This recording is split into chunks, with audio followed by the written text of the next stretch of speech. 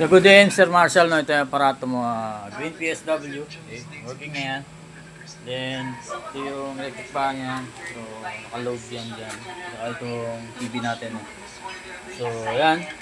Kasi ito mamaya, no, off natin yung aparato natin. No. Pag in-off natin, una yung solar panel, then yung inverter, then yung battery. Then, kapag i-on natin yung battery naman, then solar panel, then yung inverter. So, okay, no. So, kagaya sa bahay natin, no, pagpapatay natin, siyempre patayin natin yung mga load natin, no, yan. Okay. So, pati yung electric fan, yan. Okay, yan. Patayin natin ang load, yan. So, patay na yan. Okay, so, patayin natin yung aparato natin, yan. So, meron pang icon ng solar panel, tsaka yung blinking arrow, ibig sabihin niya, charge. So, patayin natin. So, mawawala yung icon niyan. Then, yung inverter, okay. Then yung battery. Okay. So darating sa iyo yung aparato mo. Aparato lang, no. Kakabit mo yung battery cable mo, yan. Ito yung mismong wire ng battery, red positive, no. Yan. Then pati yung negative.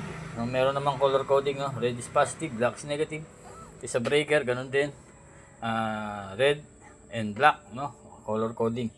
Pag sinabing red, red positive, black is negative. So, breaker ng solar panel, breaker ng battery, breaker ng inverter. So, lagyan natin ng marking mamaya yan, no?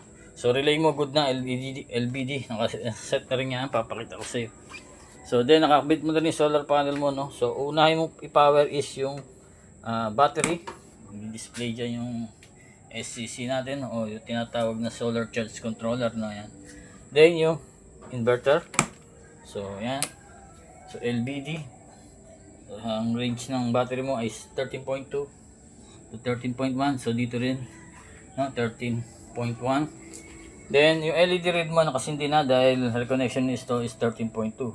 So, pag nag-lobat to is 11.5 dapat, no. So, set natin ng 11.5. So, ang dali lang naman set niyan. So, set natin ng 11.5. Tatlong pindot na mabilis, no. Yan. Okay. So, ulitin lang natin. Antayin natin display. Then, mabilis na pindot. Yan. So, 11.5. Yan. Then, tingnan natin yung reconnection. Okay. So, steady na yun. Then, reconnection is 1.7. 1.7 plus 13.2 plus 11.5 is equals to 13.2 para umilaw uli yung LED red mo at magamit muli ang inverter. So, pag nawala yung LED red na yun, yan, sa taas.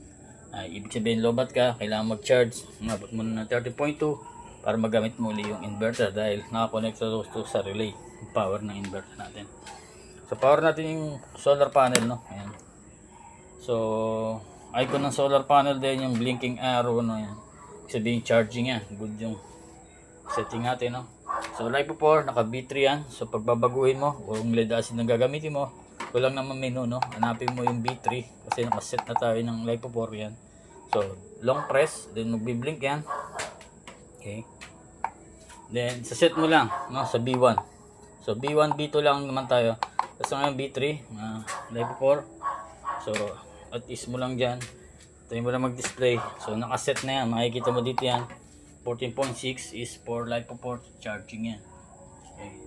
So, good na uli. So, buksan uli natin yung load natin. Ito, 220 volts, 60 watts electric fan, din yung TV, no.